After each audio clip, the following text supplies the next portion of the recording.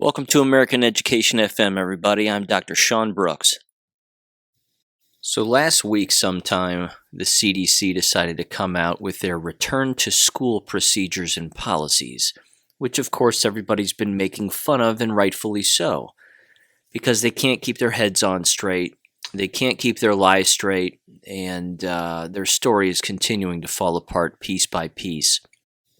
And the thing that people need to keep in mind, too, about the Center for Disease Control and Prevention is they're a private entity. They're not affiliated with the government. They are a private entity, which means foreign agents can fund them and do fund them. Our tax dollars go to it, unfortunately, but outside agencies also have a giant role to play when it comes to the CDC's continued existence. And if you think that foreign countries care about us or care about the way that we live our lives or the freedoms that we have or our children, they certainly don't. They're not interested in any of that. So there's just one part of this that I wanted to read because it's very telling. Just the title of itself is remarkably telling. And it's titled Continuum of Risk: by Learning Model and Implementation of Proven Mitigation Strategies. So again, they're putting this out there to basically say, if a kid sneezes, you'd better toss him in a body bag and run him out of the building as fast as you possibly can, including in the future. And the more this happens, well, the less sick we'll all be and it'll be just fine. These people don't want to go back to any kind of normal based on the way that things were in the past. And I've spoken about it before, of course, but schools have now completely destroyed themselves because they've created school choice, which is the one thing that they never wanted to create in the first place. So now you have a lot of schools that aren't even going to go back 5 days a week. Personally, I think that's a good thing. I don't think they have to be in school 5 days a week to learn. They certainly don't. And what they're actually going to end up doing, a great deal of them, in particular these ones that are claiming that they can't go back at all, they're going to be the ones that are actually exercising the most school choice with the most regularity. They're going to be the ones that are going back 2 days a week in person and then 2 days a week at home over the internet all of the time. And they'll probably remain that way, even though the vast majority of schools all over the United States are back 100%. But you wouldn't know it listening to the news, and you wouldn't know it turning on your television.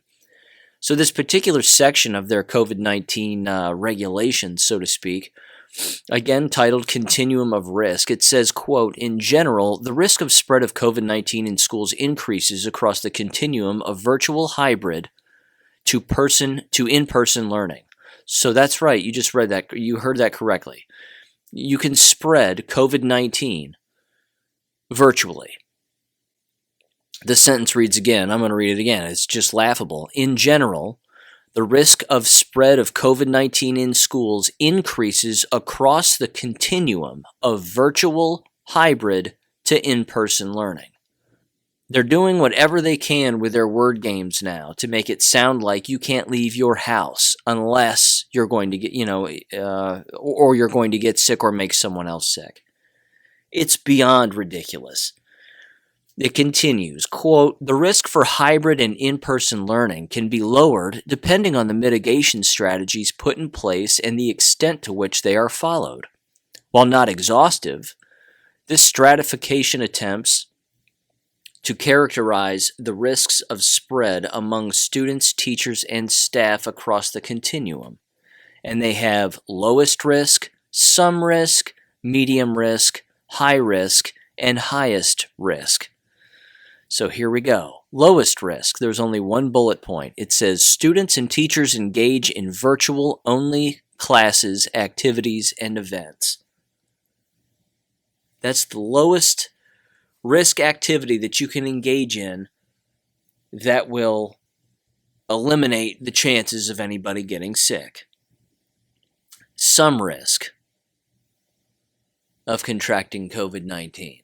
Quote, hybrid learning models, where most students and teachers participate in virtual learning and some students and teachers engage in in-person learning with small in-person classes, activities, and events, cohorting, and alternating or staggering schedules rigorously applied, no mixing of groups of students and teachers throughout across school days, no sharing of objects between students and teachers, no sharing of objects between students and teachers. Let that set in for a minute.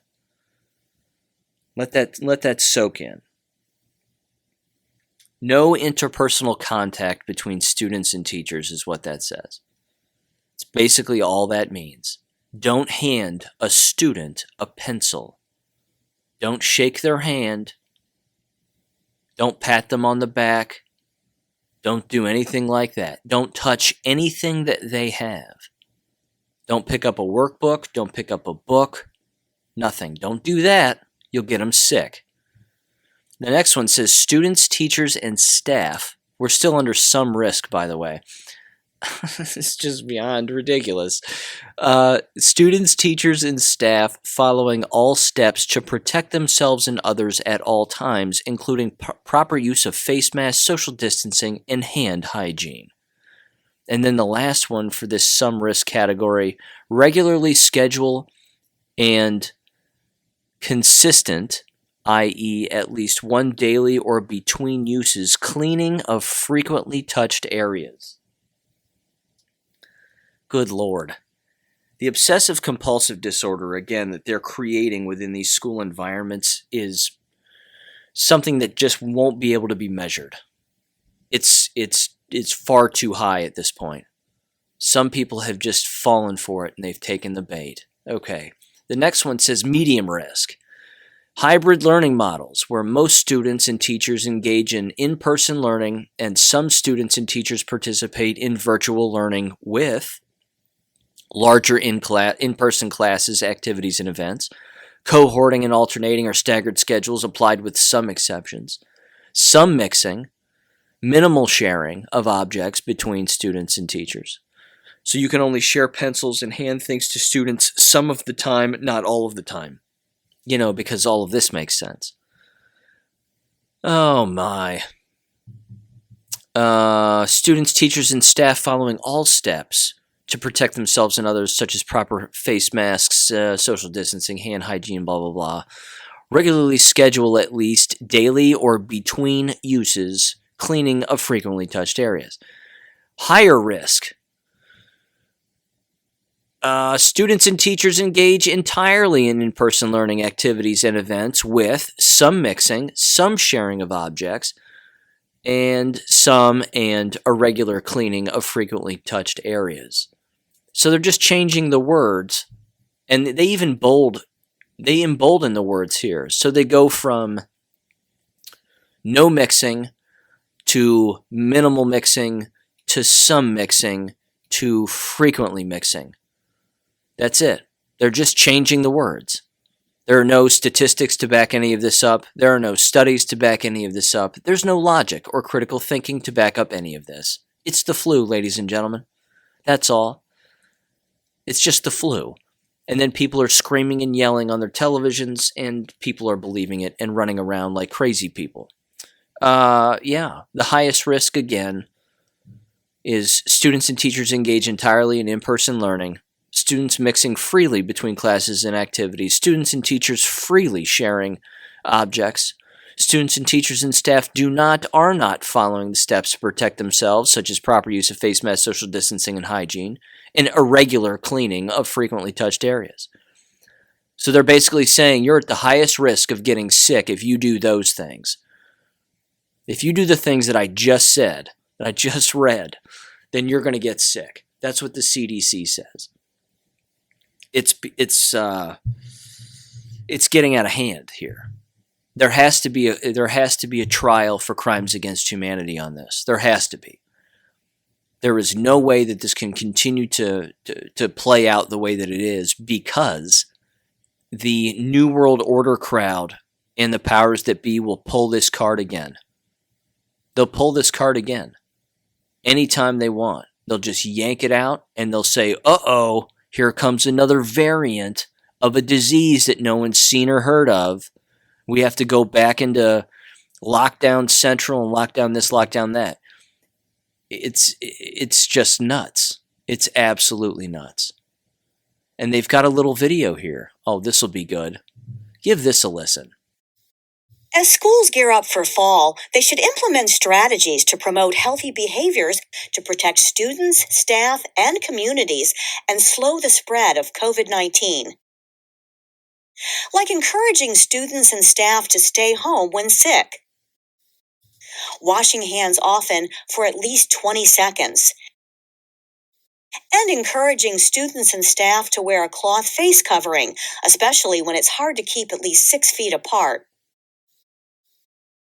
When it comes to slowing the spread of COVID-19, no single strategy is perfect. Think of each strategy as a slice of Swiss cheese. Every strategy has holes or limitations. However, the holes or limitations of one strategy can be offset by the benefits of another. As you put more strategies in place, like stacks of Swiss cheese slices, you're more likely to cover the holes and strengthen your approach to prevent the spread of COVID-19. Together, parents, schools, and communities can slow the spread of COVID-19. For more information on strategies that schools can put in place, visit cdc.gov/COVID-19 or the website shown on the screen. Swiss cheese. Swiss cheese is the comparison that they're making here. I wonder if a rubber mallet is a slice of Swiss cheese. Why not? Just knock people in the head with a rubber mallet. Maybe that'll be all it takes. Maybe that'll keep people from getting sick. It's absolutely nuts. They're not even thinking anymore. They're just not even thinking. Cloth face masks don't work. They're even lowering the age, I might add, for children that they're saying should wear them. I remember they were saying no one younger than 10. No one younger than 10 should wear them. And then they went, no one younger than 8 should wear them. And they went, well, no one younger than 5 should wear them. Now guess where it is. Quote, masks should not be placed on children younger than 2 years old. Anyone who has trouble breathing or is unconscious, or anyone who is incapacitated or otherwise unable to remove the mask without assistance.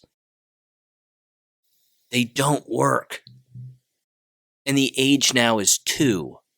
No one under the age of 2 should wear one, so a 1-year-old shouldn't wear them. Well, good. Thanks, CDC. Thanks for telling me and everybody else how to parent and how to take care of our own fellow citizens. It's beyond nuts. It's just beyond nuts.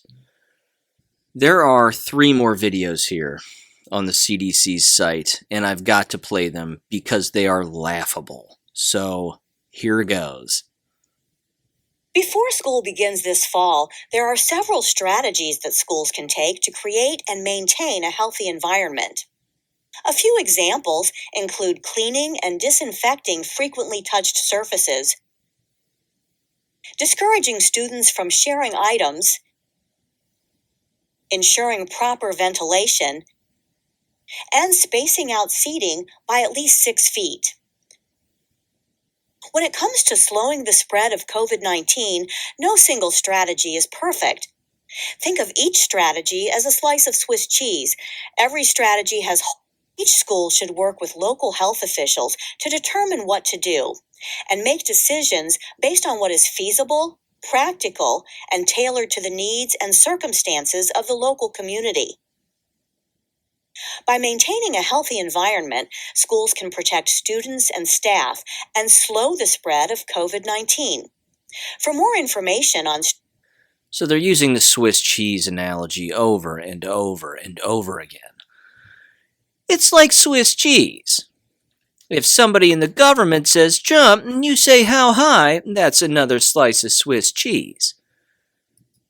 It's just these people. They're not.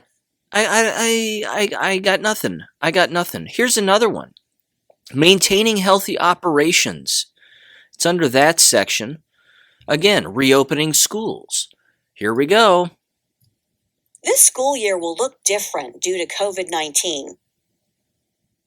To protect students and staff, schools are putting strategies in place to maintain healthy operations and reduce the spread of COVID-19. A few examples include putting students into groups and having them stay together throughout each day and across weeks. Staggering students.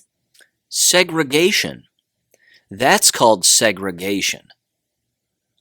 And the image that they use is just ridiculous. It's two groups of students and they're all kind of together, and then they just separate them and you just see them sliding across the floor into two separate groups. How in the hell can you maintain that kind of segregation all day long, day in, day out within a school building? Number one, it's illegal. Number two, why would any parent think that any of that is healthy under any circumstance? It's the least healthy thing possible. You're bringing back segregation. I mean, segregation never left the school system in the first place. Let's get real about that real quick. It's always been there. It's always been there. And it still is. But this is next level segregation. Now let's see how they're going to bring them back in buses. Arrival and drop-off times by group, and having virtual events when possible. When it comes to slowing the spread of COVID-19, no single strategy is perfect. Is it Swiss cheese? Think of each strategy as a slice of Swiss cheese. Oh. Every strategy has holes or limitations. However, the holes or limitations of one strategy can be offset by the benefits of another. As you put more My God, the cheese thing. It's not even a viable example. Comparison, metaphor, analogy, whatever. It's not, no. No. We have to murder Billy. Think of murdering Billy as a slice of Swiss cheese. If Billy comes down with coronavirus and we murder Billy, that's like another slice of Swiss cheese, which decreases the likelihood of anybody getting COVID-19. Remember, everybody, murder Billy. These people are nuts. The next video. This is called...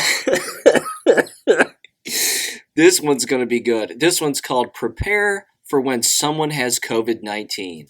This is where Billy gets thrown into a body bag. Oh, this is going to be good. Preparing for COVID-19 means having a plan in case someone gets sick at school.